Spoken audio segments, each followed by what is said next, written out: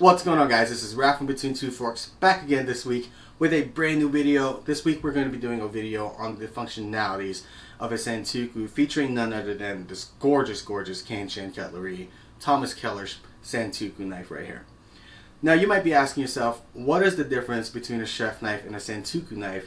And also, why do you need one? That is a fantastic question, and before we answer that, if you can hit that like button, hit that subscribe button, it will mean the world to me and it'll help me support all of this madness here. Now let's go ahead and jump right in and answer those questions for you.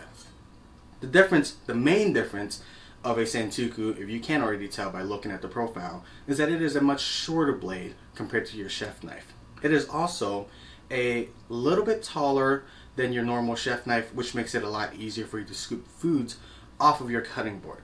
Now, another thing that you'll immediately notice when you're actually holding onto a Santoku is how much lighter it is. Why is it lighter? Well, of course, it is a little bit shorter, so it has less material, but when you actually turn it on the side, you'll notice how much thinner a Santoku is. Also, you'll notice that they have these scallopings on the side of the blade, which makes the food release from the knife a lot easier, so your knife, your food doesn't stick to your knife as easily. Now, what is superior about a Santoku compared to your chef knife? It's its dicing and slicing abilities. As you notice, the profile of the blade itself, it's much flatter, which makes it a much better contender when you're trying to do thin slices and do some fine dicing with it. Speaking of slicing and dicing, let's go ahead and get this cabbage over here and make some thin slices. Now, as you can see, the first thing you do, you want to go ahead and quarter your cabbage. And then the first thing you want to do is also remove this hard piece right here. So just cut it in a diagonal line. And now that you have flat surfaces that you can work with, let's cut off the end of it. Just cut a little bit more. Okay. And what makes it so nice, like I said before, look at those thin slices that you can get out of it. Just slicing it right through like butter. It's so sharp. Such a beautiful knife. And as you can see, the food really doesn't stick much to it. And look at these really thin slices here, guys.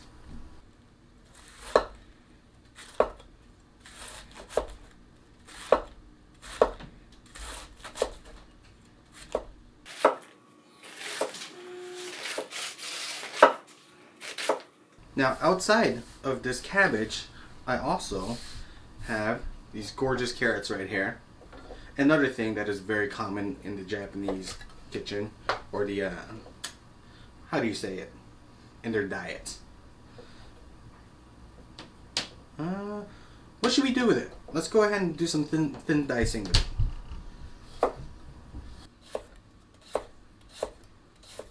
Because of the much more flatter profile, it has a lot more blade to work onto the carrots itself, and it makes slicing and dicing a much easier task.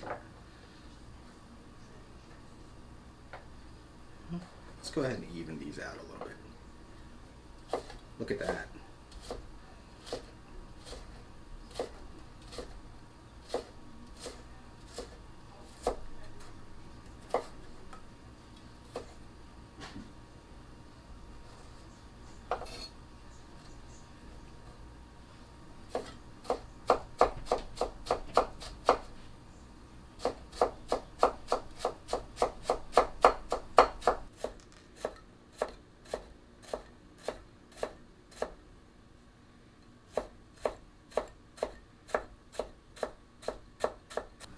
Alright, as you guys can see, the Santoku is great at doing some fine slicing and dicing. Like I said before in a previous video, you need the right tools for the job, and having a Santoku in your arsenal makes fine slicing and dicing that much easier, and that is what makes a Santoku superior in certain ways compared to your chef knife.